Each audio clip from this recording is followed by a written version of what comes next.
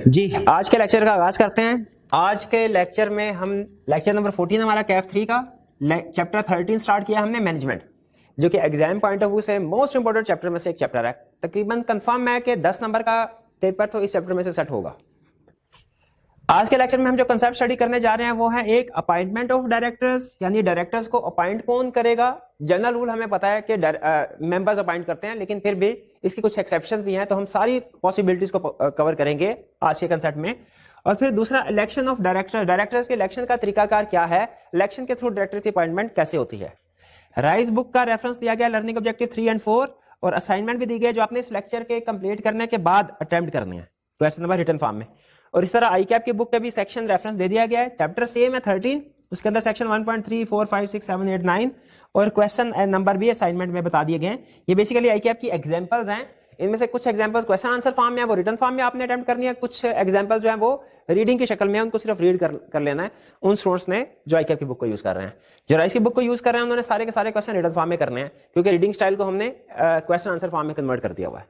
तो स्टार्ट करते हैं आज का पहला lecture, appointment of directors. Directors की अपॉइंटमेंट कौन करेगा, ये डिपेंड करता है टाइप ऑफ डायरेक्टर्स कौन से हैं। अगर फर्स्ट डायरेक्टर्स हैं तो अपॉइंटमेंट अथॉरिटी कुछ और है, सब्सिक्वेंट डायरेक्टर्स के केस में अथॉरिटी कुछ और है, कैजुअल वैकेंसी के केस में डिफरेंट है, और नॉमिनी डायरेक्टर के केस में डिफरेंट है। फर्स्ट डायरेक्टर के केस, फर्स्ट डायरेक्टर्स कौन होते हैं, कंपनी की जिंदगी के पहले डायरेक्टर्स। ये डायरेक्टर्स जब सब्सक्राइबर्स मेमोरेंडम ऑफ एसोसिएशन और आर्टिकल्स ऑफ एसोसिएशन सबमिट करवाते हैं रजिस्ट्रार को, तो नॉर्मली आर्टिकल्स में उन्होंने लिखा होता है कि हम प्रपोज कर रहे हैं कि ये 3, 4, 5, 7 लोग कंपनी के डायरेक्टर होंगे। तो जैसे ही आर्टिकल, मेमोरेंडम और आर्टिकल को रजिस्टर कर लिया जाता है, वो जो प्रपोज डायरेक्टर होते हैं आर्टिकल में जिनके नाम लिखे जाते हैं, वो कंपनी के एक्चुअल डायरेक्टर बन जाते हैं। तो इसीलिए फर्स्ट डायरेक्टर्स अपॉइंट कौन करेगा, सब्सक्राइबर्स। और इनका टेन्योर कितना होगा, टेन्योर मींस ये कितने अरसे तक डायरेक्टर की पोस्ट पे रहेंगे, डायरेक्टर की पोजीशन पे रहेंगे, till the conclusion of first AGM तक। यानी फर्स्ट एजीएम तक ये डायरेक्टर रहेंगे। फर्स्ट एजीएम पे फिर इलेक्शन होता है बाकायदा, जिसमें डायरेक्टर्स को अपॉइंट किया जाता है। वो इलेक्शन का प्रोसीजर भी हम आज के लेक्चर में स्टडी करेंगे।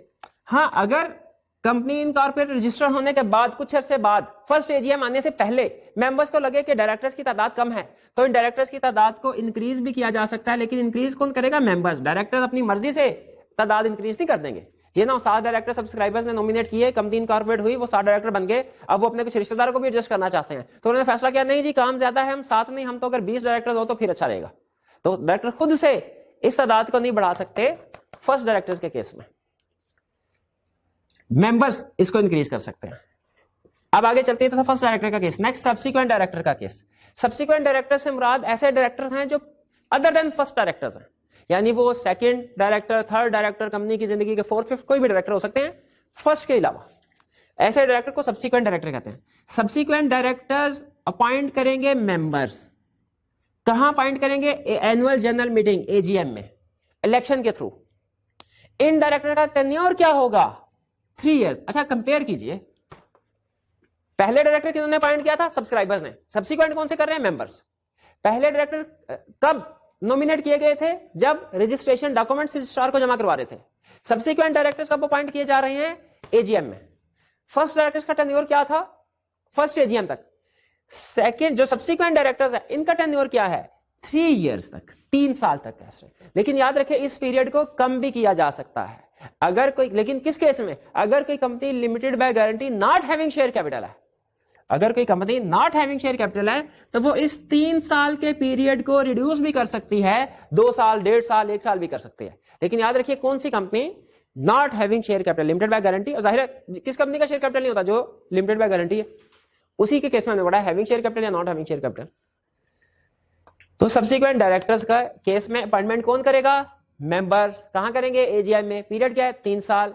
क्या इस पीरियड को रिड्यूस किया जा सकता है, यस। लेकिन कौन सी कंपनी करेगी, company limited by share, sorry company limited by guarantee not having share capital. और यह में रखिएगा, मिलती जुलती प्रोविजन हम चीफ एग्जीक्यूटिव के केस में भी पढ़ेंगे कि उसका टेन्योर भी 3 साल है, लेकिन उस 3 साल को शॉर्ट भी किया जा सकता है। किस केस में, वो चीफ एग्जीक्यूटिव वाले पोर्शन में पढ़ेंगे। ये सब्सिक्वेंट डायरेक्टर का केस हो गया। अब है कैजुअल वैकेंसी। कैजुअल वैकेंसी पहले तो समझ लें कहते किसको है। मुझे ये बताइए, एक डायरेक्टर फर्स्ट कीजिए अपॉइंट हुआ कंपनी लिमिटेड बाय शेयर में, उसका टेन्योर 3 साल है। क्या ये पॉसिबल है कि वो 3 साल पूरे होने से पहले मर जाए? बिल्कुल पॉसिबल है। डेथ भी हो सकती है, डिस्क्वालिफिकेशन भी हो सकता है वो रिजाइन भी कर दे, वो खुद से कहते मैंने डायरेक्टर नहीं बनना, मैं अब डायरेक्टर के तौर पे काम नहीं करना चाहता। Death, disqualification, resignation. डिस्क्वालिफिकेशन का मतलब क्या हो सकता है कि एक partner at time of appointment eligibility और इनएलिजिबिलिटी क्राइटेरिया पूरा कर रहा था, लेकिन अपॉइंटमेंट के बाद उस क्राइटेरिया में कोई प्रॉब्लम आ गई। जैसे वो शेयर होल्डर था लेकिन अपॉइंटमेंट के बाद उसने सारे ही शेयर बेच दिए, सारे ही शेयर बेच दिए, तो कंपनी का शेयर होल्डर मेंबर नहीं रहा। अगर वो एक्सेप्शन का केस नहीं है तो वो डिस्क्वालीफाई हो जाएगा। अगर बाद में फर्ज कीजिए वो पर्सन ऑफ अनसाउंड माइंड बन जाता है, अपॉइंटमेंट के बाद वो डिफॉल्टर बन जाता है, अपॉइंटमेंट के बाद इंसॉल्वेंट हो जाता है, तो वो डिस्क्वालीफाई हो जाएगा। यानी इसका मतलब यह हुआ एलिजिबिलिटी और इनएलिजिबिलिटी की कंडीशन हमने एट टाइम ऑफ अपॉइंटमेंट भी फुलफिल करनी है और अपॉइंटमेंट के बाद भी फुलफिल करनी है। अपॉइंटमेंट के बाद भी अगर एलिजिबिलिटी क्राइटेरिया में प्रॉब्लम आ जाती है तो वो डायरेक्टर डिस्क्वालीफाई हो सकता है। इसी को हमने कैजुअल वैकेंसी का नाम दिया। कैजुअल वैकेंसी में याद रखें 3 चीजें। कैजुअल वैकेंसी का मतलब क्या है, जब एक डायरेक्टर की अपॉइंटमेंट हो जाए और अपॉइंटमेंट के बाद वो सब्सिक्वेंटली उसकी डेथ हो जाए, वो रिजाइन कर दे या डिस्क्वालीफाई हो जाए, इसे कैजुअल वैकेंसी कहते हैं। क्या कैजुअल वैकेंसी का फिल होना जरूरी है? अगर है तो कौन फिल करेगा और टेन्योर क्या होगा उस डायरेक्टर का जो कि नया आया है उस डेथ वाले पार्टनर की जगह पे? ये कंसेप्ट हम इस हिस्से में पढ़ेंगे। कैजुअल वैकेंसी अगर अराइज हुई, अगर तो लिस्टेड कंपनी का केस है कैजुअल वैकेंसी फिल करना रिक्वायर्ड है, अनलिस्टेड के केस में रिक्वायर्ड नहीं, ध्यान में रखिएगा। अगर लिस्टेड कंपनी है कैजुअल वैकेंसी राइज होती है, कैजुअल वैकेंसी फिल करेंगे directors within 90 days of occurrence of casual vacancy. Casual vacancy occur होने के 90 दिन के अंदर आता है।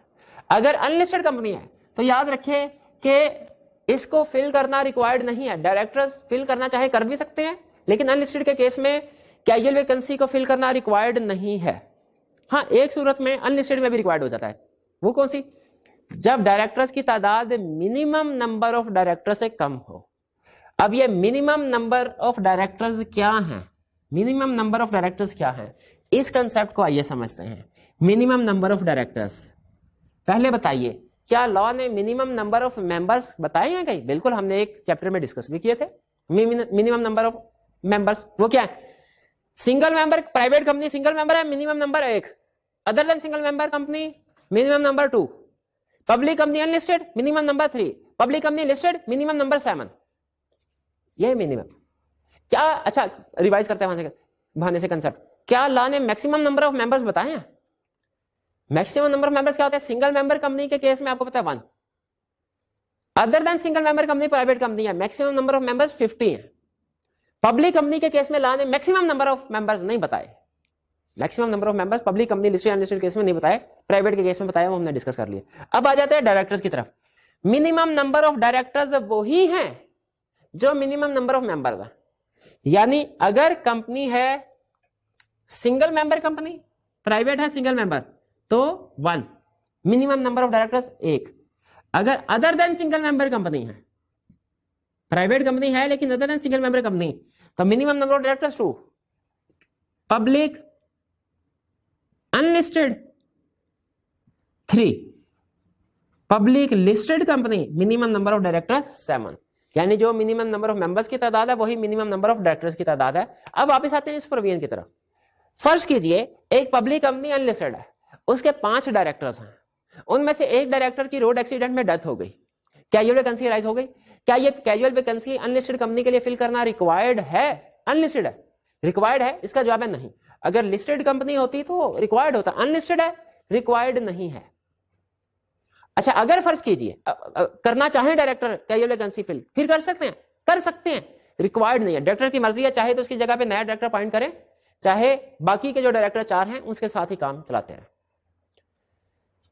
कैजुअल वैकेंसी याद रखें डायरेक्टर्स फिल करते हैं। लेकिन अगर total directors unlisted public company है, टोटल डायरेक्टर्स 3 है, एक डायरेक्टर की अब रोड एक्सीडेंट में डेथ हो गई, अब अनलिस्टेड कंपनी है, इसके बावजूद डायरेक्टर्स की अपॉइंटमेंट करना, कैजुअल वैकेंसी फिल करना रिक्वायर्ड है, लाजमी है। क्यों? इसलिए कि अब अगर डायरेक्टर्स की कैजुअल वैकेंसी फिल नहीं करते, लीगल रिक्वायरमेंट की वायलेशन हो जाएगी। कौन सी लीगल रिक्वायरमेंट की? मिनिमम नंबर वाले की। अगर रिमेनिंग डायरेक्टर्स इक्वल या मोर देन मिनिमम नंबर है, फिर अनलिस्टेड के केस में रिक्वायर्ड नहीं है। लेकिन अगर remaining directors minimum number of directors से कम है, फिर फिल करना रिक्वायर्ड है, ताकि लीगल रिक्वायरमेंट पूरी हो सके। जैसे अगर 3 डायरेक्टर्स हैं पब्लिक अनलिस्टेड के, एक की डेथ हो गई, अब चूंकि minimum number of directors unlisted public company के केस में ला करते 3 होंगे, इस वक्त 2 है, लीगल रिक्वायरमेंट्स की वायलेशन हो रही है, तो यहां पे डायरेक्टर्स के लिए लाजमी है कि कैजुअल वैकेंसी को फिल करें। अनलिस्टेड कंपनी का केस अलग है, तो याद रखें लिस्टेड कंपनी के केस में तो हर सूरत में कैजुअल वैकेंसी फिल होगी, अनलिस्टेड के केस में कैजुअल वैकेंसी उस सूरत में रिक्वायर्ड है अगर मिनिमम नंबर ऑफ डायरेक्टर्स की तादाद पूरी ना हो रही हो, वरना ये ऑप्शनल हो जाती है। अगर मिनिमम नंबर ऑफ डायरेक्टर्स पूरे हो रहे हैं तो फिर ऑप्शनल है, यानी चाहे डायरेक्टर्स कैजुअल वैकेंसी फिल करें चाहे ना करें। टेन्योर क्या होगा उस बंदे का जो कि कैजुअल वैकेंसी के केस में अपॉइंट हुआ है? रिमेनिंग पीरियड, यानी जिस डायरेक्टर की जगह पे उसको अपॉइंट किया गया है, जिस डायरेक्टर की डेथ हुई है, डिस्क्वालिफिकेशन हुई है, जिसने रिजाइन किया है, जिसकी जगह पे इसको अपॉइंट किया गया है, उसका जो रिमेनिंग पीरियड था वही इसका होगा। जैसे फर्ज कीजिए डायरेक्टर का इलेक्शन हुआ तो 3 साल के लिए टेन्योर था, 2.5 साल के बाद एक डायरेक्टर की डेथ हो गई, अब जो उसकी जगह पे डायरेक्टर अपॉइंट किया जाएगा उसका टेन्योर 6 मंथ्स होगा, क्योंकि जिस डायरेक्टर की डेथ हुई उसका रिमेनिंग पीरियड 6 मंथ था। तो यह है कैजुअल वैकेंसी का केस। हमने फर्स्ट डायरेक्टर पढ़ लिया, सब्सीक्वेंट डायरेक्टर पढ़ लिया, कैजुअल वैकेंसी पढ़ लिया, अब स्टडी कर रहे हैं नॉमिनी डायरेक्टर। नॉमिनी डायरेक्टर, आपको याद होगा नॉमिनी डायरेक्टर का कंसेप्ट हमने स्टडी किया था। नॉमिनी डायरेक्टर कौन होता है एक्सेप्शंस में, कि कुछ डायरेक्टर ऐसा भी होते हैं जो हालांकि मेंबर नहीं होते लेकिन फिर भी वो डायरेक्टर बन सकते हैं। वो कौन है? जो खुद तो मेंबर नहीं लेकिन वो जिन अथॉरिटीज को, जिन ऑर्गेनाइजेशन को रिप्रेजेंट कर रहे हैं वो मेंबर है। जैसे बॉडी कॉर्पोरेट या गवर्नमेंट जो कि शेयर होल्डर हो, वो किसी बंदे को अपना रिप्रेजेंटेटिव बना के डायरेक्टर के तौर पे अपॉइंट कर सकती है, नॉमिनी डायरेक्टर। या क्रेडिटर जिन्होंने बैंक को लोन वगैरह दिया हुआ है, वो थ्रू स्पेशल अरेंजमेंट एग्रीमेंट के थ्रू किसी एक बंदे को डायरेक्टर अपॉइंट कर सकते हैं, इसे नॉमिनी डायरेक्टर कहा जाता है। तो नॉमिनी डायरेक्टर की अपॉइंटमेंट कौन करेगा?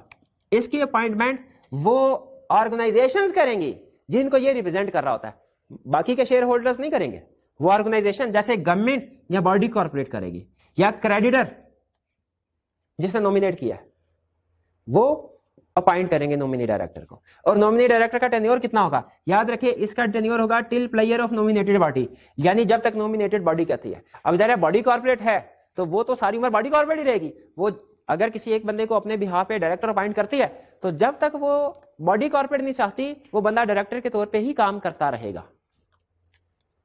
ठीक है, वो चाहे 1 साल के लिए उसको अपॉइंट कर दे गवर्नमेंट या बॉडी कॉर्पोरेट, चाहे 2 साल के लिए, चाहे 4 साल के लिए, उनकी मर्जी है। तो ये हमारे कंसेप्ट है appointment and tenure of directors. Quickly revision करते हैं इस कंसेप्ट की। डायरेक्टर की अपॉइंटमेंट कौन करेगा? डिपेंड करता है डायरेक्टर किस किस्म का है। फर्स्ट डायरेक्टर है तो अपॉइंटमेंट करते हैं सब्सक्राइबर्स, और कब करते हैं? जब वो मेमोरेंडम और आर्टिकल सबमिट करवाते हैं रजिस्ट्रार को। टेन्योर क्या होता है? इन कॉर्पोरेशन से लेके फर्स्ट एजीएम तक। फिर इसके बाद सब्सिक्वेंट डायरेक्टर्स, इनको कौन अपॉइंट करता है? मेंबर्स। कहां अपॉइंट करते हैं? एजीएम में थ्रू इलेक्शन। इनका टेन्योर क्या होता है? 3 साल, लेकिन कम भी हो सकता है अगर company limited by guarantee not having share capital है। तीसरा केस कैजुअल वैकेंसी, कौन अपॉइंट करेगा? डायरेक्टर्स। कब अपॉइंट करेंगे? लिस्टेड कंपनी का केस है तो with in 90 days of casual vacancy, और अगर अनलिस्टेड कंपनी का केस है तो उनकी डायरेक्टर की मर्जी है, चाहे अपॉइंट करे चाहे ना करे। लेकिन अगर minimum number of required member director से कम हो रही हुई तादाद, फिर अनलिस्टेड के लिए भी कैजुअल वैकेंसी फिल करना रिक्वायर्ड होता है। और टेन्योर इनका क्या होगा? उस डायरेक्टर का जो अपॉइंट किया जा रहा है रिमेनिंग पीरियड, जो डायरेक्टर जिसकी डेथ हुई है या जिसकी जगह पे नया डायरेक्टर आ रहा है, तो जो डायरेक्टर जिसकी डेथ हुई है उसका जितना रिमेनिंग पीरियड था, नया आने वाला कैजुअल वैकेंसी फिल करने वाला डायरेक्टर रिमेनिंग पीरियड के लिए डायरेक्टर रहेगा। और नॉमिनी डायरेक्टर को कौन अपॉइंट कर सकता है?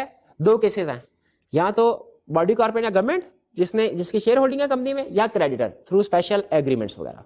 और इस केस में जो डायरेक्टर का टेन्योर होगा वो till the player of nominated body होगा, यानी जब तक नॉमिनेटिंग बॉडी मुनासिब समझेगी उस पर्सन को डायरेक्टर के तौर पे अपॉइंट कर देगी, और जब चाहे उसको चेंज भी कर सकती है। यानी इसका जो प्रोसीजर है वो इलेक्शन वाला नहीं है, नॉर्मल डायरेक्टर वाला नहीं है, नॉमिनेटेड डायरेक्टर का थोड़ा सा अलग केस है। सिंपल ये था हमारा ये कंसेप्ट। अब हम चलते हैं अपने next concept election of director की तरफ। पॉज कीजिएगा जी। अब चलते हैं हम अपने नेक्स्ट कंसेप्ट की तरफ, procedure for election of directors. Directors के इलेक्शन का प्रोसीजर, और ये प्रोसीजर है कंपनीज हैविंग शेयर कैपिटल के लिए। जिस कंपनी का शेयर कैपिटल नहीं है उसके डायरेक्टर्स किस तरीके से इलेक्ट होंगे ये उसके आर्टिकल्स में लिखा होता है। तो ये सारे का सारा प्रोसीजर अप्लाई हो रहा है कंपनीज हैविंग शेयर कैपिटल पे। स्टार्ट कहां से होगा? अच्छा, इसमें एक चीज ध्यान में रखिएगा, डायरेक्टर के इलेक्शन में 7 का पहाड़ा आपका रिवाइज होगा। इसमें जो डेज हैं वो डिविजिबल बाय 7 यूज हो रहे हैं। अभी जब हम डिस्कस करेंगे तो आपको अंदाजा हो जाएगा इसका। स्टेप नंबर 1 क्या है? Procedure for election of directors में फिक्स करना है नंबर ऑफ डायरेक्टर्स को। यानी फर्ज कीजिए कि एक कंपनी के फर्स्ट डायरेक्टर्स अपॉइंट हुए और अब वो फर्स्ट एजीएम तक उनका टेन्योर था, फर्स्ट एजीएम पे रिटायर हो रहे हैं, ठीक है। तो अब उनकी जगह पे जो नए डायरेक्टर्स अपॉइंट होंगे, तरीकाकार क्या होगा? तरीकाकार सुनिए, सबसे पहले एजीएम से 35 डेज बिफोर, 35 दिन पहले, एजीएम से 35 दिन पहले एग्जिस्टिंग डायरेक्टर्स डिसाइड करेंगे नंबर ऑफ डायरेक्टर्स, कि अगली टर्म्स के लिए जो नंबर ऑफ डायरेक्टर्स अपॉइंट होने हैं वो कितने होंगे। क्योंकि एग्जिस्टिंग डायरेक्टर्स बेहतर समझते हैं बिजनेस को, उसकी नेचर को, उन्हें बेहतर अंदाजा है कि बिजनेस चलाने के लिए कितने डायरेक्टर्स की जरूरत है। तो तादाद ये डिसाइड करेंगे। हाँ, अपॉइंट कौन करेगा? वो शेयर होल्डर ही करेंगे मीटिंग में, लेकिन अपॉइंट कितने होंगे वो ये। जैसे फर्ज कीजिए 10 डायरेक्टर्स थे, फर्स्ट डायरेक्टर, उन्होंने डिसाइड किया नहीं यार असल में 15 डायरेक्टर्स होने चाहिए, तो वो एजीएम से 35 डेज बिफोर 15 डायरेक्टर्स डिसाइड कर ले, फिक्स कर लेंगे नंबर ऑफ डायरेक्टर्स 15। और इसको, अब वो प्रोसीजर हमारे सिलेबस में नहीं है, लेकिन यूं समझ लीजिए कि अखबार में इश्तेहार दे देंगे कि जी अब हम जो कमिंग एजीएम है इसमें डायरेक्टर्स को अपॉइंट करने जा रहे हैं, ताकि बाकी लोगों को भी पता चल जाए। अभी याद रखे, अभी हमारे सिलेबस की हद तक बात कर रहा हूं। डायरेक्टर्स ने 35 डेज पहले डिसाइड कर लिया कितने डायरेक्टर्स होंगे नेक्स्ट टर्म के लिए, वो 15 फर्ज कीजिए, ठीक है। इस तादाद को एजीएम चेंज किया जा सकता है जनरल मीटिंग में, यानी जिस जनरल मीटिंग में डायरेक्टर्स का इलेक्शन होना है, उस मीटिंग, एक दफा अगर ये तादाद डिसाइड कर ली जाए ना, इसको बाद में चेंज नहीं किया जा सकता, सिर्फ मेंबर्स चेंज कर सकते हैं जनरल मीटिंग में। तो अगर डायरेक्टर्स ने एक दफा तादाद फिक्स कर ली 15, बाद में उन्हें लगा नहीं 15 नहीं, ये तो 18 होनी चाहिए थी, तो अब खुद से वो इसको इंक्रीज नहीं कर सकते। अब जब मीटिंग में इलेक्शन होगा, जिस मीटिंग में इलेक्शन होना है, उस मीटिंग के स्टार्ट में मेंबर्स से कहा जाएगा, मेंबर्स अगर मुनासिब समझेंगे तो फिर इस तादाद को चेंज कर सकते हैं, वरना इसको चेंज नहीं किया जाएगा। तो स्टेप नंबर 1 में क्या हुआ? मीटिंग से 35 दिन पहले, दिन याद रखिएगा कितने दिन पहले, 35 दिन पहले तादाद फिक्स हो गई कि कमिंग टर्म के लिए कितने डायरेक्टर्स अपॉइंट होंगे, 15 हो गए। फिर मीटिंग का नोटिस सेंड करना। अब बताइए हमारा जनरल रूल क्या है? किसी भी मीटिंग का नोटिस उस मीटिंग से कम कितने दिन पहले सेंड करना होता है? 21 दिन पहले, 21 डेज बिफोर। तो मीटिंग का जो नोटिस जाएगा 21 दिन पहले, उस नोटिस में बाकी चीजें तो मेंशन होंगी ही, उस नोटिस में बाकी रूटीन की चीजें तो मेंशन होंगी। वो रूटीन की चीजें क्या है वो हम आगे बढ़ेंगे मीटिंग वाले चैप्टर में। उन रूटीन की चीजों के साथ साथ ये भी मेंशन होगा कि रिटायरिंग डायरेक्टर कौन कौन से हैं, उनके नाम, और नंबर ऑफ डायरेक्टर्स कितने अपॉइंट करने जा रहे हैं। हालांकि ये किसी तरीके से, जो हमारे सिलेबस में नहीं है, लेकिन किसी तरीके से 35 दिन पहले ही पता चल जाता है लोगों को कि कमिंग अटेम्प्ट के लिए कितने, लेकिन ऑफिशियली कंपनी ने नोटिस ऑफ एजीएम के साथ मेंशन करना होता है कि कितने डायरेक्टर्स को अपॉइंट करने जा रहे हैं। अच्छा, यहां पे मुझे एक बात बताइए, इस नोटिस में एक तो मेंशन किया जा रहा है नेम ऑफ रिटायरिंग डायरेक्टर, जो डायरेक्टर्स रिटायर हो रहे हैं उनको, लेकिन जिन डायरेक्टर्स को अपॉइंट करना है उनके नेम नहीं है, उनकी सिर्फ तादाद है। ये क्यों? इसलिए कि अभी उन डायरेक्टर्स को अपॉइंट किया ही नहीं गया, वो अपॉइंटमेंट तो एजीएम में होगी, एजीएम में कंफर्म होगा कि कौन बंदा डायरेक्टर है कौन नहीं। अभी तो सिर्फ ये कहा जा सकता है इंशाल्लाह डायरेक्टर, इलेक्शन होते हैं इंशाल्लाह नाज़म, इंशाल्लाह एमडी, तो अभी ये इंशाल्लाह डायरेक्टर हैं, अभी पता तो नहीं है कंफर्म कि डायरेक्टर कौन होगा, उनका नाम नहीं पता। इसीलिए नोटिस में रिटायरिंग डायरेक्टर के नाम का पता होता है कौन कौन रिटायर हो रहा है, उनके नाम लिखे होते हैं, लेकिन जिन डायरेक्टर्स को अपॉइंट करना उनकी सिर्फ तादाद लिखी होती है। ये दो काम हो गए। क्या काम हुए? 35 दिन पहले कहानी शुरू हुई थी, क्या किया? नंबर ऑफ डायरेक्टर फिक्स किए। फिर इसके बाद 21 दिन पहले क्या किया? नोटिस मीटिंग का सेंड किया। उस नोटिस में डायरेक्टर्स के हवाले से क्या बात लिखी हुई थी? रिटायरिंग डायरेक्टर्स के नाम और जिन डायरेक्टर को अपॉइंट करना है उनका नंबर। अब आगे चलते हैं। अब नोटिस मेंबर्स को पहुंच गया, मेंबर्स अपने में से फैसला करेंगे, हर मेंबर, क्या मैं विलिंग हूं इस कंपनी का डायरेक्टर बनने के लिए। हर मेंबर का हक है, इलेक्शन में हिस्सा ले सकता है, वोट चाहे उसे कोई और देना दे वो एक अलग बात है, इलेक्शन में हिस्सा तो ले सकता है। जो जो डायरेक्टर विलिंग है, इंटेंशन है उनकी, विलिंग है डायरेक्टर बनने के लिए, उनकी इंटेंशन है डायरेक्टर बनना चाहते हैं, वो क्या करेंगे भला? कॉमन सेंस से जवाब दीजिए, क्या करेंगे? कंपनी को नोटिस भेजेंगे। एक नोटिस 21 दिन पहले कंपनी से मेंबर्स को मिला कि ये मीटिंग है, इसमें इतने डायरेक्टर अपॉइंट करने हैं, 21 दिन पहले। अब उसके बाद एक हफ्ते के अंदर अंदर, यानी एजीएम से 14 दिन पहले, जो जो मेंबर विलिंग है कि हम डायरेक्टर बनना चाहते हैं, अपनी कंसेंट, अपनी इंटेंशन, क्या? अपनी इंटेंशन, अपनी कंसेंट, अपनी रजामंदी, अपनी चाहत लेटर के जरिए से लिख के कंपनी को बताएंगे, सर हम इलेक्शन में हिस्सा लेने चाहते हैं। और कितने दिन पहले तक बताएंगे? 14 डेज, 14 दिन पहले तक। ये काम भी हो गया। अब फिर इसके बाद जब सारे लिस्ट कंपनी के पास पहुंच जाएगी, कंपनी फिर 7 दिन के अंदर ये नोटिस विड्रॉ भी किया जा सकता है किसी भी वक्त। आपको पता है वो इलेक्शन में भी ऐसे होता है, वो किसी दूसरे के हक में बैठ जाया करते हैं उम्मीदवार बाजू का। तो अगर कोई एक डायरेक्टर जो इंटेंडेड डायरेक्टर किसी दूसरे के हक में बैठना चाहते हैं, बैठ सकता है कभी भी। कंपनी फिर क्या करेगी, 7 दिन के अंदर अंदर जो जो डायरेक्टर्स इलेक्शन में हिस्सा लेना चाहते हैं उनकी लिस्ट बनाएगी और इस लिस्ट को मेंबर्स को सेंड करेगी। जैसे नोटिस ऑफ मीटिंग सेंड किया था वैसे लिस्ट ऑफ मेंबर्स भी सेंड करेगी एजीएम से 7 दिन पहले पहले। और अगर लिस्टेड कंपनी है तो इसको पब्लिश भी किया जाएगा न्यूज़पेपर में। ठीक है, वो असूल ही होता है न्यूज़पेपर में जो भी एडवर्टाइजमेंट देनी होती है ना, वो एक इंग्लिश न्यूज़पेपर और एक उर्दू न्यूज़पेपर में देनी होती है जिनकी नेशन वाइड सर्कुलेशन हो। ठीक है, आपको पता है कुछ लोकल अखबार भी होते हैं, जैसे कुछ लोकल चैनल होते हैं ना, जैसे कौन सा इधर लाहौर में सिटी 42, हाँ जी, और कराची में भी था कोई शायद, कौन सा 21 है कोई, K21 कोई, एक मैं देख रहा था शायद इस तरह का। बहरहाल तो लोकल लेवल, इसी तरह न्यूज़पेपर भी होते हैं लोकल लेवल पे भी।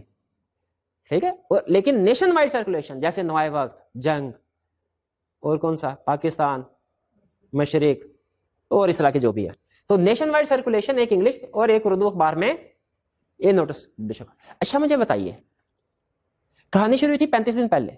35 दिन पहले क्या हुआ, नंबर ऑफ डायरेक्टर फिक्स किए गए 35 डेज बिफोर एजीएम। इसके बाद 21 दिन पहले क्या हुआ, मीटिंग का नोटिस दिया गया मेंबर्स को। उस नोटिस में रिटायरिंग डायरेक्टर्स के नाम और जिन डायरेक्टर्स को अपॉइंट करना उनकी तादाद थी। नोटिस मेंबर्स को पहुंच गया। इसके बाद क्या हुआ, मेंबर ने क्या किया, अगले 7 दिन के अंदर अंदर यानी मीटिंग से 14 दिन पहले अपनी इंटेंशन, अपनी विलिंगनेस, अपनी कंसेंट कंपनी को फाइल करवाई 14 दिन पहले। और फिर कंपनी ने नोटिस सेंड किया उन सारे मेंबर्स का जो कि इलेक्शन लड़ना चाहते हैं डायरेक्टर का, मेंबर्स को 7 दिन पहले। ये नोटिस किस लिए सेंड किया, ताकि हर मेंबर सोच सके कि जब मीटिंग होगी उसने किस पर्सन को वोट देना है और किस पर्सन को वोट नहीं देना। ठीक है, तो ये हमारा यहां तक लिस्ट ट्रांसमिट कर दी गई। यहां तक क्लियर हो गया। अब सुनिए, डायरेक्टर ने डिसाइड किया था कि 15 डायरेक्टर होंगे नेक्स्ट टर्म के लिए। पहली ऑप्शन हो सकता है जिन डायरेक्टर्स इलेक्शन लड़ने के लिए हिस्सा लिया हो उनकी तादाद 15 या उससे कम हो।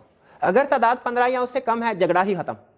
कैसे, सारे के सारे डायरेक्टर्स इलेक्टेड अनअपोज्ड, क्योंकि इलेक्शन किन में होना है, जितने डायरेक्टर्स कहा था उतने ही या उससे कम हुए हैं, सारे के सारे डायरेक्टर्स इलेक्टेड होंगे अनअपोज्ड। अनअपोज्ड का मतलब समझते क्या है, बिला मुकाबला, बगैर मुकाबला के वो सिलेक्ट हो गए, इलेक्शन की जरूरत नहीं है। लेकिन अगर फर्ज कीजिए कि जो कैंडिडेट्स हैं उनकी तादाद उस नंबर से ज्यादा है जो डायरेक्टर ने फिक्स किया है, जैसे 15 से ज्यादा 16, 17, 18, 19, 20, 25, 30 कैंडिडेट्स ने अप्लाई किया, अब क्या होगा, अब इलेक्शन होगा। अच्छा, इलेक्शन का तरीकाकार सुनिए क्या होगा। इलेक्शन का तरीकाकार वैसा नहीं होगा टिपिकली जैसा शो ऑफ हैंड के जरिए से होता है। नॉर्मली क्लास में हम पूछते हैं, हमें बताया कल टेस्ट होना चाहिए कि नेक्स्ट वीक में होना चाहिए। जो स्टूडेंट चाहते हैं कि कल टेस्ट हो वो हाथ उठाएं, उन्होंने हाथ उठाया, गिन लिया। जो स्टूडेंट चाहते हैं नेक्स्ट वीक में टेस्ट हो वो हाथ उठाएं, उन्होंने हाथ उठाया, गिन लिया। जिस केस में ज्यादा थे हाथ, वोट ज्यादा थे, उसके मुताबिक डिसीजन हो जाएगा। ये कहलाता है शो ऑफ हैंड्स। ये डायरेक्टर का इलेक्शन ऐसे नहीं होगा। डायरेक्टर का इलेक्शन होगा पोलिंग के जरिए से। पोलिंग के जरिए से, पोलिंग का मतलब क्या होता है, रिटन फॉर्म में वोट्स कास्ट किए जाएंगे। अब पोलिंग के भी डिफरेंट मेथड हैं, पोलिंग के भी डिफरेंट मेथड है। एक पोलिंग का तरीकाकार है जो हमारे जनरल इलेक्शन जब होते हैं तब अडॉप्ट किया जाता है। उसमें हर इलाके में से कुछ ना कुछ एमएनए एमपीएस की पोस्ट के लिए खड़े होते हैं लोग, और उस इलाके की आवाम क्या करती है, वोट कास्ट करती है। लेकिन वो या तो अपना वोट मिस्टर ए को कास्ट करेंगे या बी को कास्ट करेंगे। अगर एमएनए की पोजीशन पे 5 लोग लड़ रहे हैं, हर वोटर किसी एक बंदे को वोट देगा, दूसरे को तो नहीं ना दे सकता। ये भी पोलिंग का एक तरीकाकार है, लेकिन ये इलेक्शन में यूज होता है, जनरल इलेक्शन में। डायरेक्टर के इलेक्शन में ये तरीकाकार यूज नहीं होता। डायरेक्टर के इलेक्शन में एक तरीकाकार यूज होता है, वो ज्यादा फेयर है। क्यों ज्यादा फेयर है, ये डिस्कशन हमारे सिलेबस का हिस्सा नहीं है, लेकिन वो देख लीजिए कि उसमें किस तरीके से वोटिंग होती है। कैंडिडेट्स की तादाद ज्यादा है, पोल कंडक्ट होगा। इसमें हर मेंबर के कितने वोट्स होंगे, क्या हर मेंबर का एक वोट होगा, नहीं नहीं। हर मेंबर के कितने वोट्स होंगे, number of shares multiplied by directors to be elected. अब देखिए, फर्ज कीजिए नंबर फिक्स किए गए थे 15, कैंडिडेट हुए 20। मैं मिस्टर ए हूं, मेरे पास इस कंपनी के 1000 शेयर्स हैं। कितने शेयर है? 1000 शेयर है। मेरे पास कितने वोट्स हुए? 1000 multiply by directors to be elected, कितने? 20 के 15? 15। तो इसका मतलब है मेरे वोट्स की तादाद कितनी हुई? 1000 multiply by 15 is equal to 15,000, 15,000 vote calculate करने आए। शेयर, नंबर ऑफ शेयर और चीज है, नंबर ऑफ वोट्स और चीज है। बल्कि एक और कंसेप्ट ऐड करूं, शेयर कैपिटल और चीज है, नंबर ऑफ शेयर्स और चीज है, नंबर ऑफ वोट्स और चीज है। जिसको ये तीनों में फर्क समझ आ गया ना, उसको इलेक्शन में वो एक्सपर्ट हो गया। बताइए, मेरे पास एक कंपनी के मैंने शेयर्स खरीदे हैं और मेरे पास उस कंपनी का शेयर कैपिटल कितना वाला? 10,000। एक शेयर की कीमत 10 रुपए, फेस वैल्यू 10 रुपए है। शेयर कैपिटल कितना है मेरे पास और ये फेस वैल्यू कितनी है शेयर की? मेरे पास नंबर ऑफ शेयर्स कितने हैं? 1000। ये 1000 कैसे कैलकुलेट किया? 10,000 share capital divide by face value is equal to number of shares 1000। तो 1000 और मल्टीप्लाई किससे करना है? टोटल कैंडिडेट्स है या जिन डायरेक्टर्स को फिक्स किया गया है? जिस नंबर को फिक्स किया गया है, 15,000। अब मेरी मर्जी है, मैं चाहे सारे के सारे वोट मिस्टर ए को दे दूं, चाहे 5,000 मिस्टर ए को, 10,000 मिस्टर बी को दूं, चाहे 5,000 3 लोगों को दे दूं, चाहे 1,000 15 लोगों को दे दूं, या चाहे किसी भी प्रोपोर्शन में वोट दे दूं, मेरी मर्जी। मैं 28,335 एक बंदे को दे सकता हूं और 2,837 दूसरे बंदे को, 500 500 500 अगले 3 बंदों को, और बाकी लोगों को भी अपनी मर्जी से। वोट्स की डिस्ट्रीब्यूशन जिसको, इसका मतलब यह हुआ कि एक मेंबर एक से ज्यादा डायरेक्टर्स को वोट दे सकता है। जनरल इलेक्शन में तो ऐसा नहीं होता ना, हम एक दफा एक वोट दे सकते हैं ना। लेकिन डायरेक्टर के इलेक्शन में पहले किसी भी शेयर होल्डर के total number of votes count होते हैं और फिर उस वोट्स की बेस पे जिसको चाहे जिस रेशो में वोट दे सकता है। ठीक है, member can give vote to different candidates in any proportion. फिर जब सारे कैंडिडेट्स सारे शेयर होल्डर अपना अपना वोट्स दे देंगे, एंड में टोटल होगा जिसके नंबर सबसे, और टोटल होंगे सबके, और सारे डायरेक्टर्स को डिसेंडिंग ऑर्डर में अरेंज कर दिया जाएगा। डिसेंडिंग ऑर्डर समझते हैं क्या? ऊपर से नीचे।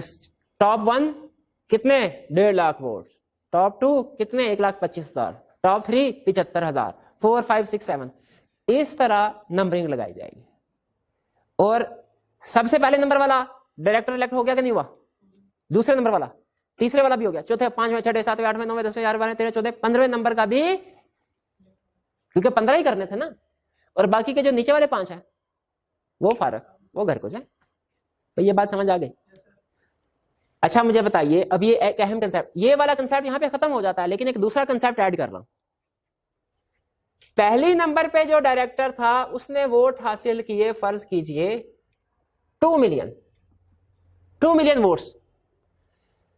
फिर इसके बाद जो 15वें नंबर वाला डायरेक्टर था उसने वोट हासिल किए 7.5 लाख। 15वें से नीचे वाले तो फारग हो गए ना, पहले नंबर वाले में और 15 नंबर वाले, समझ लग गई? यहां से ऊपर वाले सारे डायरेक्टर इलेक्टेड, नीचे वाले सारे फारग। ये भी डायरेक्टर है, ये भी डायरेक्टर है। बताइए इन दोनों में से पहले नंबर वाला डायरेक्टर या 15वें नंबर वाला डायरेक्टर, किसकी अथॉरिटी, डायरेक्टर अपॉइंट होने के बाद किसकी अथॉरिटी ज्यादा होगी? किसी की भी नहीं। अपॉइंटमेंट होने के बाद सारे के सारे डायरेक्टर्स इक्वल हैं। अब जाहिर है, फर्ज कीजिए एक एमपीए लाहौर से सेलेक्ट हुआ, एक फॉर एग्जांपल वो बलोचिस्तान के शहर चागी से सेलेक्ट हुआ। अब वहां पे पॉपुलेशन कम है, लाहौर में पॉपुलेशन ज्यादा है। यहां का जो एमपीए सेलेक्ट होगा उसके नंबर ऑफ वोट्स ज्यादा होंगे उसकी निस्बत, लेकिन जब असेंबली में पहुंचेंगे तो दोनों की पावर सेम है। उसी तरह हालांकि वोट से ज्यादा लिए गए, लेकिन जब डायरेक्टर्स दोनों पॉइंट हो जाएंगे तो उसके बाद दोनों डायरेक्टर्स की power same. All directors are equal, सारे डायरेक्टर्स इक्वल है। इक्वल का मतलब समझ आया? हर एक की एक जैसी पावर, हर एक का एक वोट है, जब डायरेक्टर्स बैठ के डिसीजन मेकिंग कर रहे होंगे। ठीक। और लॉ एक टर्म यूज करता है, एक बड़ा इंटरेस्टिंग कंसेप्ट है, कोई भी डायरेक्टर वेरिएबल रिप्रेजेंटेटिव नहीं है। ये वेरिएबल रिप्रेजेंटेटिव ऑफ कंपनी का मतलब क्या है? ऐसा नहीं कहा जा सकता कि ये डायरेक्टर कहे मैं फाइनेंस डिपार्टमेंट को देखता हूं, इस डायरेक्टर को कहे तुम ह्यूमन सोर्स डिपार्टमेंट को देखो, ये फाइनेंस को देख रहा है, ये ह्यूमन सोर्स को, ह्यूमन सोर्स में मसला हुआ, फाइनेंस वाला कहे मैं तो फाइनेंस में काम देख रहा था, ये तो मेरी जिम्मेदारी, इसको पकड़ के लेके जाओ, कहेंगे नहीं तुम भी आओ। ठीक है, क्यों? क्योंकि कोई एक डायरेक्टर जो होता है ना, वो पूरी कंपनी का डायरेक्टर है, वो किसी एक डिपार्टमेंट का डायरेक्टर नहीं है। डायरेक्टर अपनी सहूलत के लिए डिपार्टमेंट से एक दूसरे को एलोकेट कर देते हैं, लेकिन याद रखिए उसके बावजूद हर डिपार्टमेंट की रिस्पॉन्सिबिलिटी हर डायरेक्टर की है।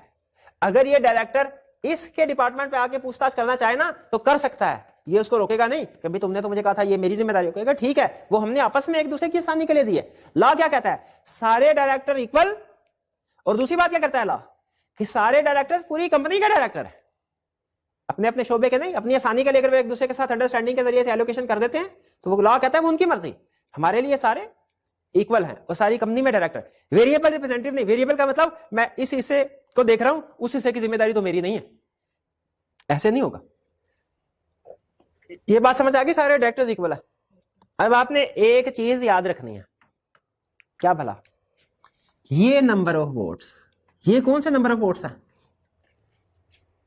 इलेक्शन में डायरेक्टर बनने के लिए कम से कम जितने वोट्स कास्ट हुए, कम से कम जितने वोट्स जरूरी थे उनकी तादाद 750,000।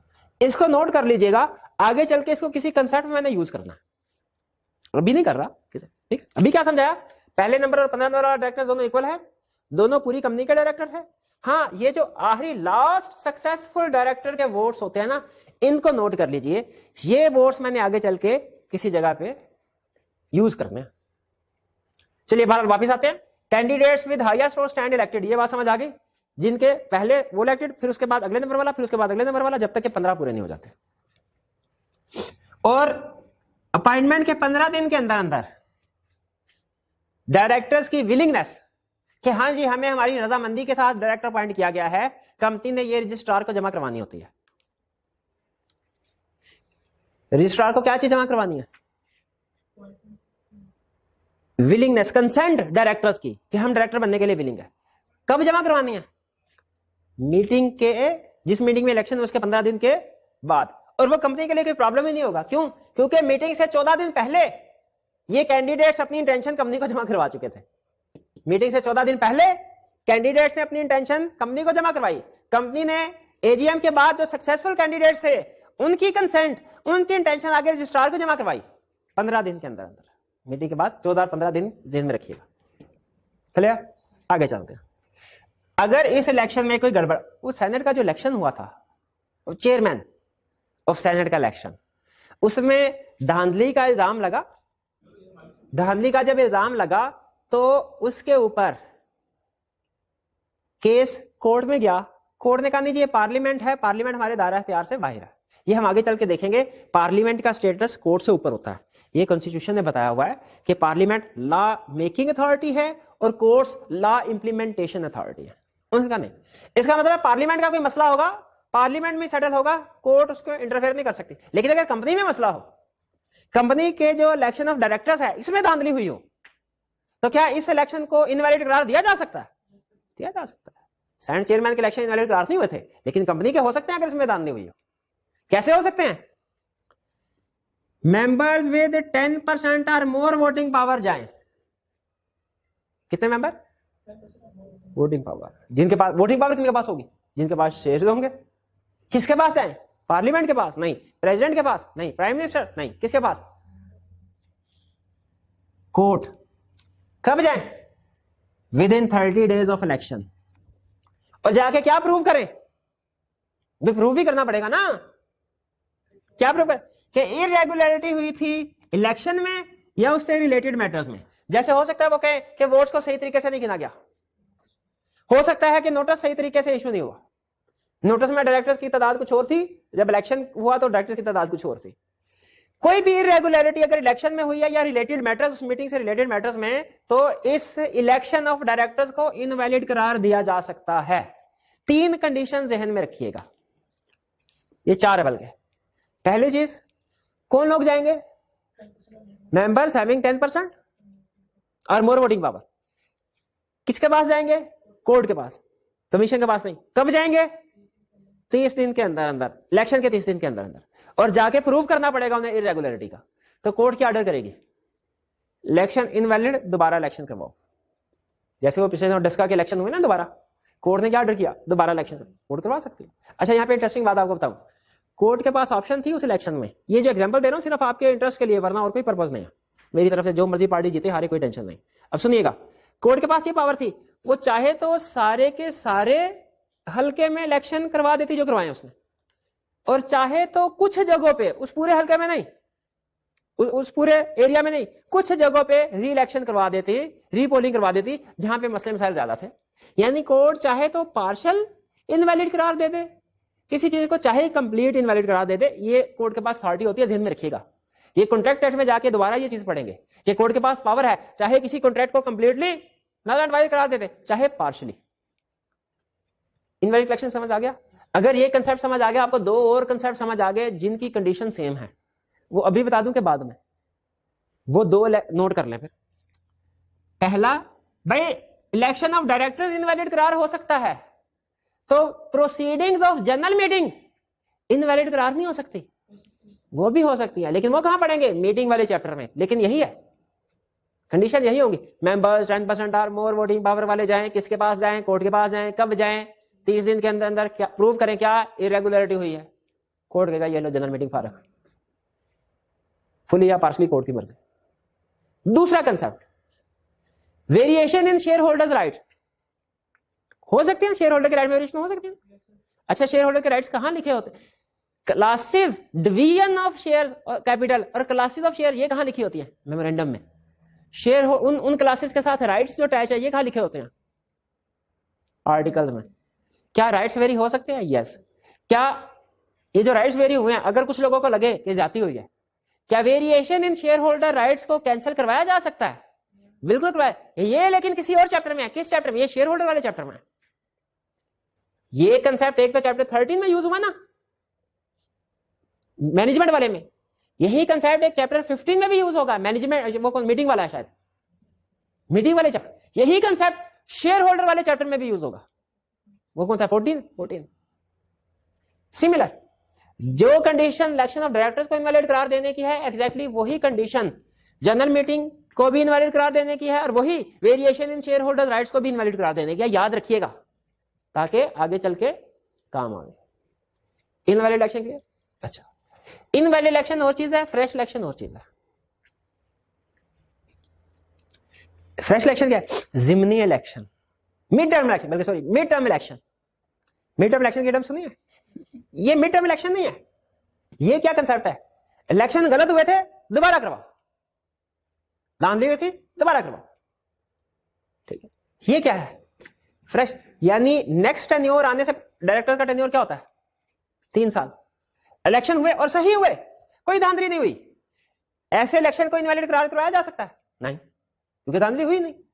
लेकिन फर्ज कीजिए 1 साल के बाद एक बंदे ने कंपनी के शेयर्स खरीद लिए ज्यादा, अब वो खुद डायरेक्टर बनना चाहता है।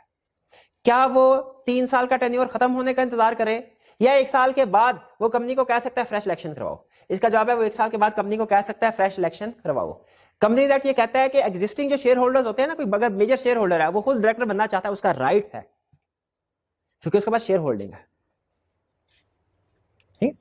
क्या सिखा रहे हैं? ए member with required share holding, required एक ऐसा बंदा जिसके पास रिक्वायर्ड शेयर होल्डिंग आ जाए, जिसके पास रिक्वायर्ड परसेंटेज आ जाए। उसके पास अगर required percentage of shareholder आ गई ना, वो क्या कर सकता है? वो कंपनी को अप्लाई करके कह सकता है क्या कि फ्रेश इलेक्शन होल्ड करवाएं, मैं भी डायरेक्टर बनना चाहता हूं। कंपनी की जिम्मेदारी होगी 30 दिन में प्रोसीड करे। 30 दिन में प्रोसीड करने का मतलब क्या होता है? 30 दिन के अंदर अंदर स्टेप्स लेना शुरू कर दे इलेक्शन। 30 दिन में फ्रेश इलेक्शन करवाना लाजमी नहीं है, फ्रेश इलेक्शन के लिए स्टेप्स लेना उठाना लाजमी है। ठीक? हाँ, लेकिन जो नंबर ऑफ डायरेक्टर्स हैं ये रिड्यूस नहीं किए जाएंगे। अब जब फ्रेश इलेक्शन होगा इसमें नंबर ऑफ डायरेक्टर्स रिड्यूस नहीं किए जाएंगे, और लिस्टेड कंपनी कमीशन के बताए हुए तरीकाकार के मुताबिक फ्रेश इलेक्शन करवाएगी। ठीक, इसको समझ लीजिए जरा, मैं इसको एक एग्जांपल के जरिए से एक्सप्लेन करना चाहता हूं सारे स्टेप्स को। पुराने कंपनीज ऑर्डिनेंस में यहां पे एक परसेंटेज लिखी होती थी, नोट कीजिए, उसने ये नहीं बताया कि कितने % शेयर होल्डिंग होने के बाद आप कंपनी को फ्रेश इलेक्शन के लिए कह सकते हैं। परसेंटेज नहीं बताया उसने, क्या वर्ड क्या यूज किया है, रिक्वायर्ड शेयर होल्डिंग। पहले परसेंटेज बताते थे, फिर उन्हें अकल आई, क्या अकल आई भला, कि परसेंटेज तो कंपनी टू कंपनी वेरी करती है। खुद बताइए, एक कंपनी है, उसके हैं 5 डायरेक्टर, उस कंपनी का डायरेक्टर अगर आप बनना चाहते हैं तो आपके पास कम से कम कितने शेयर होंगे, तो आप कंफर्म डायरेक्टर बन जाएंगे 20%, क्योंकि 100 डिवाइड बाय 20, इसका मतलब अगर आपके पास 20 शेयर्स हैं ना, 20% शेयर्स है, आप सारे के सारे वोट्स खुद को दें, बाकी कोई भी पार्टी आपको वोट ना दे मेंबर, आप फिर भी डायरेक्ट कंफर्म में डायरेक्टर बन जाएंगे। ये मैथमेटिकल कैलकुलेशन समझ आ रही है ना। लेकिन अगर एक कंपनी के डायरेक्टर्स हैं 25, ऐसी कंपनी में डायरेक्टर बनने के लिए आपके पास कितने % होल्डिंग होनी चाहिए, 100 डिवाइड बाय 25, 4%। ये मैथ का ये कैलकुलेशन है, अगर आप कैलकुलेशन करके देखेंगे आपको 4% शेयर्स है, सारे के सारे वोट्स आप खुद को दें, बाकी कोई भी मेंबर आपको वोट ना देना, कंफर्म है, फिर भी डायरेक्टर बन जाएंगे। तो लाना यहां पे रिक्वायर्ड शेयर होल्डिंग कहा, रिक्वायर्ड की जगह पे परसेंटेज नहीं दी, क्यों नहीं दी, कंपनी टू कंपनी वेरी करेगी। अगली बात उसने कहा number of director shall not be reduced. ये शेयर होल्डर को प्रोटेक्ट करने के लिए, जो डायरेक्टर बनना चाहता है उसको प्रोटेक्ट करने के लिए कहा गया, वरना कंपनी क्या कर सकती थी भला। देखें, फर्ज कीजिए मैं आपको पसंद नहीं करता, फर्ज कीजिए मैं कहता यार इस बंदे को डायरेक्टर नहीं बनाना, लेकिन कंपनी का 25 डायरेक्टर है, आपने 4% शेयर खरीद लिए, अब आपने कंपनी को अप्लाई किया, फ्रेश इलेक्शन होल्ड करें, मैं भी डायरेक्टर बनूंगा। अब मैं बैठा हूं, मैंने कहा यार ये बंदा ठीक नहीं है, ठीक है, ये आके हमें कहेगा ये चीज शरई है, इसको करो, ये गैर शरई है, इसे रोको, ये तो हमें बिजनेस ही नहीं करने देगा, इसको हमने नहीं बैठाना। फर्ज कीजिए मिसाल दे रहा हूं, इसको हमने नहीं बैठाना। तो मेरे पास एक लूप होल था, क्या, मैं नंबर ऑफ डायरेक्टर 25 है ना, इसको कम करके मैं फ्रेश इलेक्शन होल्ड करवाता, लेकिन कहता है इस इलेक्शन में 20 डायरेक्टर होंगे, कर सकते हैं ना डायरेक्टर। अगर 20 इलेक्शन है, अब आप डायरेक्टर नहीं बन सकते। क्यों नहीं बन सकते, क्योंकि 20 के लिए अब इसका मतलब है रिक्वायर्ड शेयर होल्डिंग 5% हो गया, आपके पास तो 4% शेयर है। इसलिए लॉ ने कहा कि अब जो फ्रेश इलेक्शन में नंबर ऑफ डायरेक्टर्स हैं रिड्यूस नहीं कीजिए, ताकि उस बंदे ने जो डायरेक्टर बनने के लिए जो शेयर रिक्वायर किए हैं प्रीवियस रूल पे, वो डायरेक्टर बन सके। फ्रेश इलेक्शन का कंसेप्ट क्लियर हो गया, इनवैलिड इलेक्शन का कंसेप्ट क्लियर, और रेगुलर इलेक्शन ये भी क्लियर। चलिए आज के लेक्चर में हमने जो कंसेप्ट कवर करने थे कर लिए, 2 कंसेप्ट हमने पढ़े, थोड़ा सा लेंथी लेक्चर था, लेकिन बार आपको पता है मुझे नीच होती रहती है। अपॉइंटमेंट ऑफ डायरेक्टर्स के बारे में हमने पढ़ा कि कौन सा डायरेक्टर कब अपॉइंट होगा, ये डिपेंड करता है type, first director, subsequent director, casual vacancy है या नॉमिनी डायरेक्टर है। और फिर election of directors, election of director किस तरीके से था, 35 दिन पहले डायरेक्टर तादाद फिक्स करते हैं, 21 दिन पहले एजीएम का नोटिस जाता है, 14 दिन पहले जो मेंबर्स विलिंग है वो नोटिस भेजते हैं, 7 दिन पहले लिस्ट को सर्कुलेट करवाया जाता है, मीटिंग में अगर कैंडिडेट्स ज्यादा हैं, नंबर ऑफ डायरेक्टर्स कम है, तो पोलिंग के जरिए से वोट कास्ट होते हैं, जिसके पास सबसे ज्यादा वोट्स हों वो उसी ऑर्डर में अपॉइंट होते जाते हैं। पहला इलेक्टेड डायरेक्टर और आखिरी इलेक्टेड डायरेक्टर पावर्स में सेम है, हाँ लास्ट इलेक्टेड डायरेक्टर के नंबर ऑफ वोट्स मैंने आपसे कहा था नोट कर लें, वो मैंने नेक्स्ट लेक्चर के कंसेप्ट में उसको यूज करना है। किस लिए यूज करना है ये नेक्स्ट लेक्चर में आपको बताऊंगा। आज का लेक्चर यहां पे खत्म करते हैं, असाइनमेंट्स आपने जरूर अटेम्प्ट करनी है। अल्लाह हाफिज।